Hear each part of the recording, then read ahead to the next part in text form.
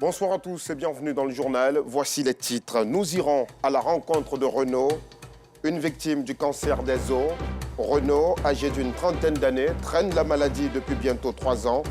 Le cancer affecte ses membres et met à mal son existence. Il a aujourd'hui perdu la mobilité de l'une de ses jambes. Son appel à l'aide en début de journal. Au Burkina Faso, une nouvelle attaque jeudi dans le nord a causé la mort d'au moins 10 civils. Un groupe de terroristes a attaqué le village de Aorema, situé à une dizaine de kilomètres de Waïgouya, chef-lieu de la région du Nord. Un couvre-feu y a été instauré. Voilà pour le sommaire. Vous êtes à la bonne adresse pour une info de qualité. Les images que vous allez voir sont un petit peu difficiles. Elles racontent l'histoire de Guy Renaud. Ce formateur de club de football est atteint du cancer des os, un mal pernicieux qui affecte la mobilité de l'une de ses jambes et met un terme à ses activités. Ces journées sont comme la nuit, elles sont obscures. Il les passe entre les sanglots et les lamentations. Âme sensible, veuillez vous abstenir. Guy Renaud, le formateur de foot, malade du cancer des os, un sujet de Nousangaré, Kader Bachil et Parga Sorokone, Demadangui. Commune d'Adjamé, quartier Sodessi. C'est dans cette cour que vit Guy Renaud. Malade depuis 3 ans, ce formateur de club de football a perdu la mobilité de l'une de ses jambes. Ces journées, il les passe entre pleurs et douleurs. Je ne peux pas m'asseoir, je ne peux pas m'arrêter, j'ai tout le temps couché. Ça me fait mal.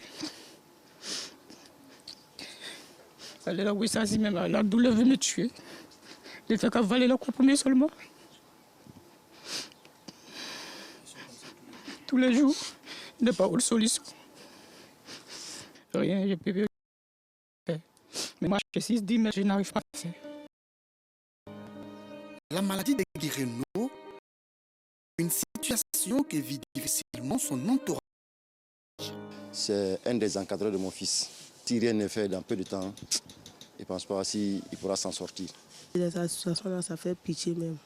Nous, on n'a rien. Souvent, même, elle a des dents, même. Elle a des dents jour quand les soirs, on ne se le voit pas. Souvent, elle fait 2 jours des dents. Ce mal qui le ronge depuis quelques années est parti de matchs de football. J'étais sur le terrain, je jouais avec mes amis. Et je suis tombé.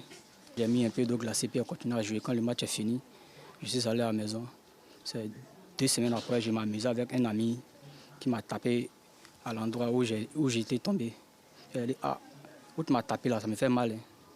Il dit, mais pourquoi ça te fait mal? Il dit, ah, je sais pas, la dernière fois qu'on a joué là, je suis tombé là. Il a mis le bis à passer. Et c'est le début d'un traitement sans cesse de la médecine traditionnelle. Un tradipraticien non loin de nos quartiers.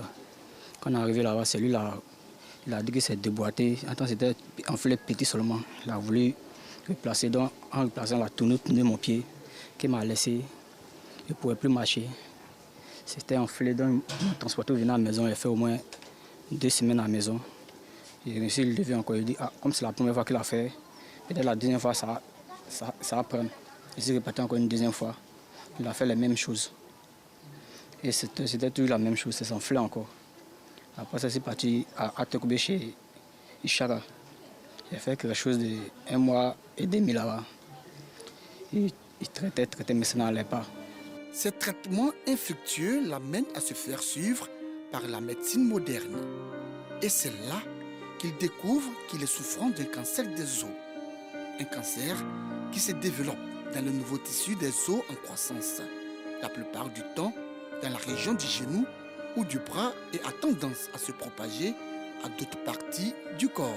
Je suis parti à Hachma. On a mis quelque chose de 600 000 dans les examens. Après ça, ils nous ont dit qu'on doit faire une biopsie avant de faire l'opération, que la biopsie coûte 300 000. Mais c'est les 300 000 nous n'avons pas jusqu'à présent. Le pied s'augmente seulement. Au fur et à mesure, ça s'augmente et les douleurs sont encore plus fortes. C'est la biopsie qui coûte 300 000. Ils n'ont pas encore donné le prix de l'opération. Ils disent qu'on ne fait pas la biopsie, ils ne donnent pas le prix de l'opération. Les moyens lui font défaut, d'où son appel à l'aide pour venir à bout de ce mal qui le ronge. Je souffre.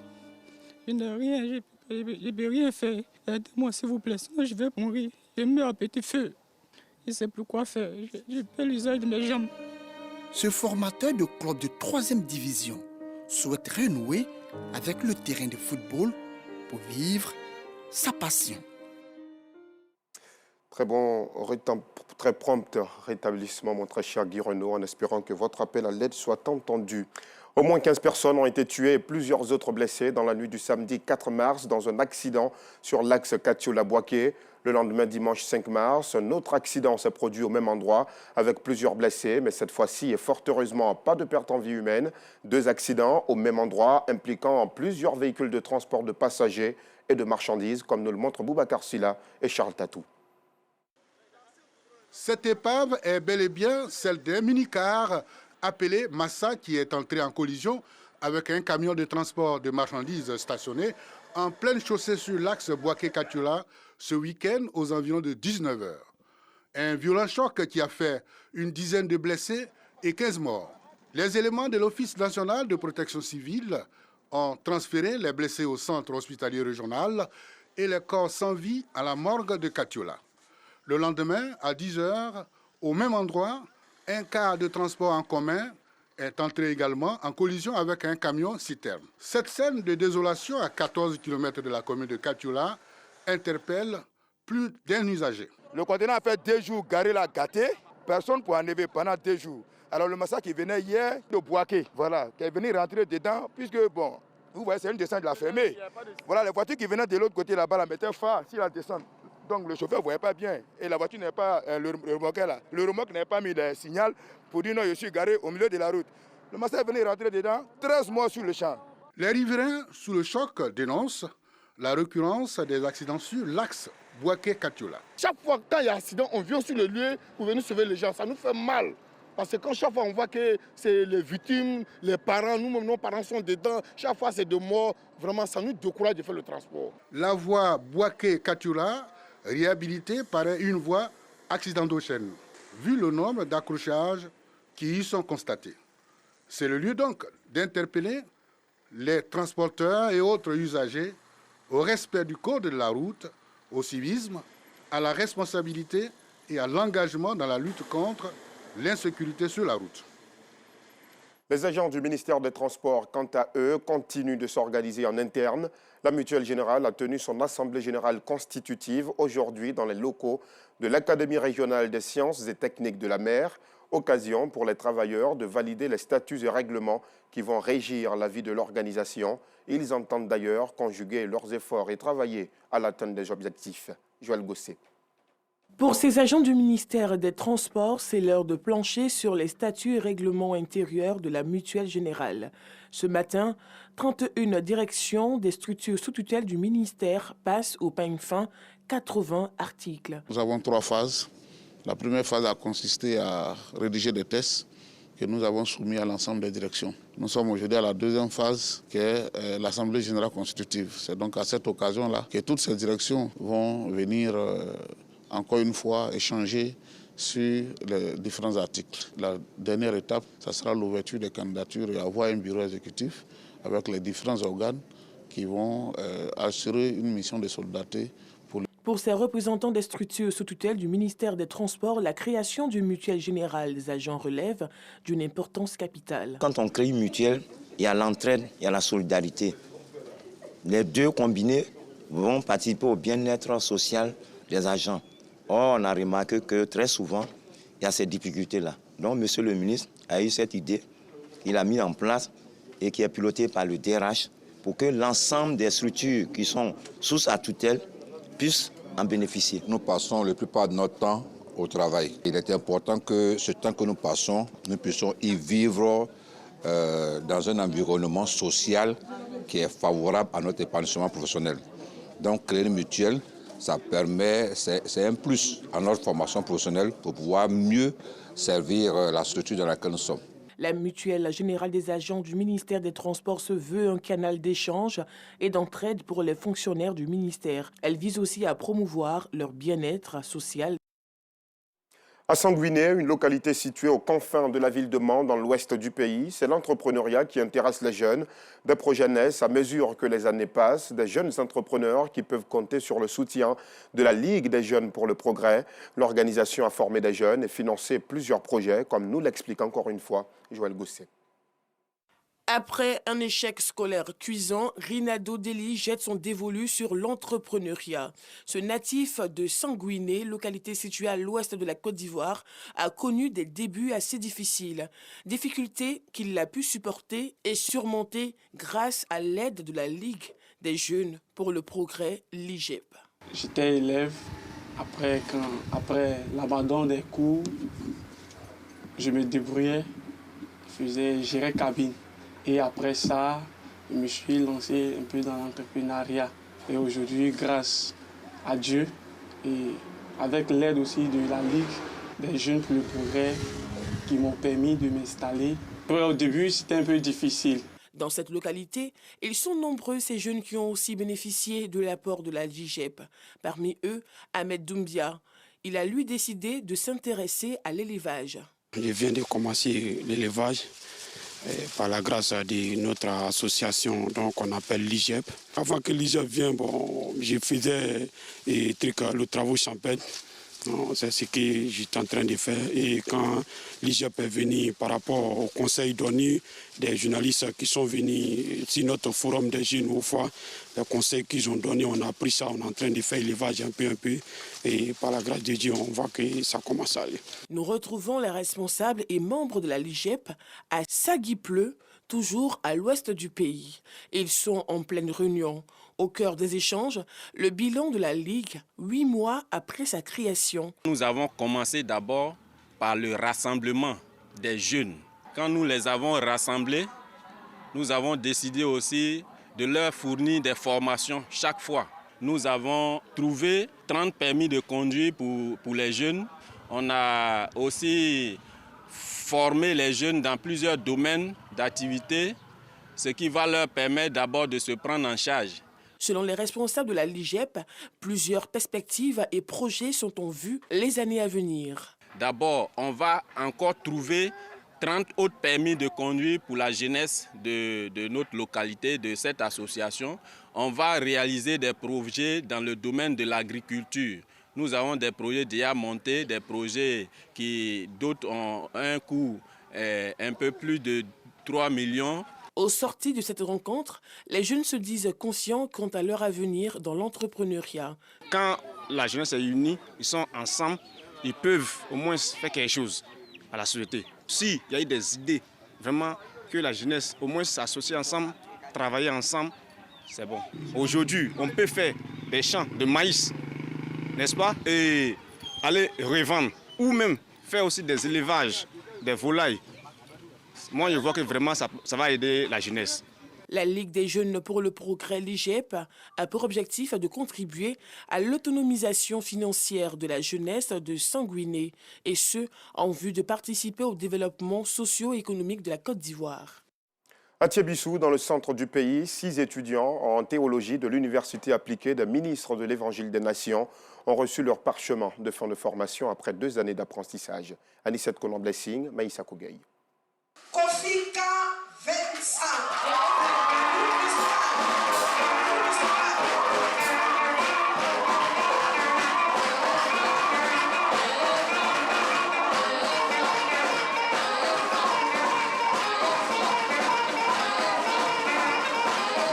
Ils sont désormais autorisés et capables d'annoncer la parole de Dieu dans les contrées et hameaux de la région du Bélier, particulièrement la commune de Thiébissou, après 2 ans de formation. Aujourd'hui, c'est un jour important pour la région du Bélier, parce que les étudiants de Thiébissou, aujourd'hui, ils sortent pour avoir leur bac en théologie. Il faut que nous, les pasteurs, nous soyons formés. Si nous voulons que des professeurs d'université, que des hommes assis, chevronnés viennent dans nos églises. Et un pasteur aujourd'hui, la formation, c'est de s'apprêter et étudier normalement la parole de Dieu. Ce n'est pas pour faire un à peu près. Les étudiants de la 2e promotion de l'université pastorale UAMEN, université appliquée des ministres de l'Évangile des Nations, ont exprimé leur reconnaissance au Créateur qui, selon eux, a rendu toutes choses possibles. Nous sommes très contents, nous sommes très heureux et nous remercions le Saint-Esprit en premier lieu, et nous remercions le président, le révérend Dr Goa, et nous remercions aussi tout le conseil. Avec ces diplômes, il y a du feu maintenant qui est dans nos pieds, donc nous allons pour l'évangile. nous allons annoncer très fort l'évangile de Dieu. La marraine du jour a profité de l'occasion pour envoyer ses serviteurs de Dieu en mission de paix et de réconciliation dans la localité de Thiébissou. La mission est spirituelle, est d'ordre religieux, mais ça a été une occasion de rappeler à ces hommes de Dieu-là qui iront en mission de mettre l'accent sur la cohésion sociale.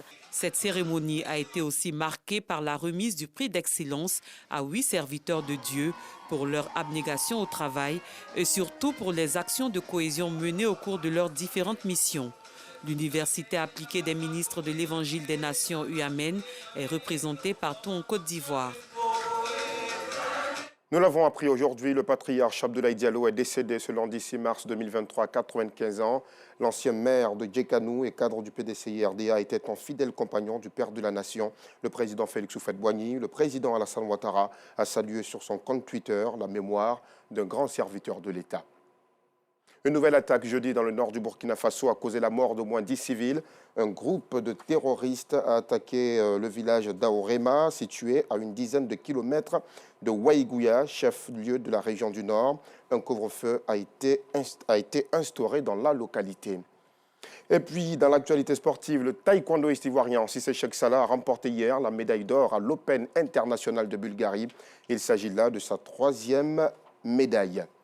Un sacre que nous allons tout naturellement décrypter tout à l'heure avec Salif Ouattara qui nous a rejoint. Bonsoir Salif. Bonsoir Alassane. Avec vous justement, nous allons parler de l'actualité sportive. C'est aussi la remise officielle au ministre des Sports du joyau architectural qu'est le stade de la Paix de Bouaké. Reportage. Après 2 ans de travaux, le stade de Bouaké est prêt pour la CAN 2023. Un joyau réceptionné le samedi 4 mars par le ministre des Sports, Paulin-Claude Danhaut. Une enceinte de 40 000 places que le premier responsable du sport ivoirien est heureux de recevoir. Le stade de la Paix, qui a une capacité de 40 000 places, est aujourd'hui l'un des joyaux sur le plan des stades en Afrique. Nous sommes donc venus le réceptionner avec l'entreprise Mota qui a procédé à sa réalisation. Le ministère des Sports donc se réjouit de la marche que nous sommes en train d'effectuer pour que, après Bouaké, nous puissions installer le décor de Korogo et enfin, dans les prochaines semaines, de San Pedro, pour que conformément aux décisions, aux recommandations et aux analyses de la CAF, nous puissions être en homologation de l'ensemble des infrastructures sportives et d'hébergement de la CAN 2023 pour le mois de juin 2023. Les responsables de Mota-Injil, l'entreprise portugaise qui a procédé à l'agrandissement de l'enceinte, ont remis les clés du stade au Bénet qui a supervisé les travaux. Le ministre des Sports a confié les clés du stade au premier responsable administratif du Béquet, le préfet de région Thiofosier, pour qu'il en assure la garde. Merci à Seydou Koulibaly et Aude Alekbe pour ce reportage. Salif, à 9 mois de la CAN, c'est un ouf de soulagement. Oui, on peut le dire ainsi.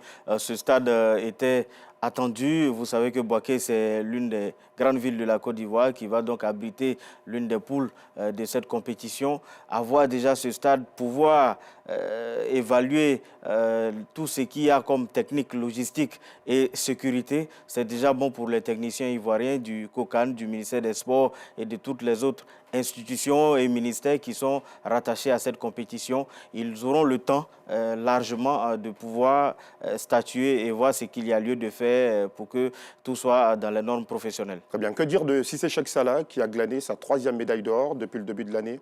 Il commence bien avec ces médailles d'or-là. Je pense que l'objectif, ce sont les JO de Paris 2024. S'il continue comme ça, déjà qu'il est en tête du ranking au niveau de sa catégorie, normalement, il devrait pouvoir entrer dans cette compétition avec un moral au beau fixe. Très bien. Dernière question avant de reformer la porte de ce journal. Malheureusement, le footballeur Sila Mustafa du Racing Club d'Abidjan est mort ce week-end après une crise sur le terrain. Est-ce qu'on en sait un peu plus sur les circonstances de ce drame? Pour le moment, on n'en sait pas un peu plus. L'enquête qui est diligentée par la Fédération ivoirienne de football n'a pas encore donné ses résultats, mais on l'a tous constaté, il s'est écroulé tout seul sur la pelouse. C'est le lieu pour moi de présenter les condoléances au monde du sport, à tous ceux qui sont sur ce championnat-là tous les week-ends. C'est malheureux de vivre ce genre d'événements et vraiment on espère que toutes les enquêtes pourront mener à savoir ce qui s'est passé réellement et éviter cela à l'aventure. Merci beaucoup. Salif Merci Ouattara, merci d'avoir répondu à l'invitation de la rédaction. Merci surtout à vous de nous avoir suivis. Nos programmes se poursuivent tout juste après et on se retrouve demain soir, si Dieu le veut.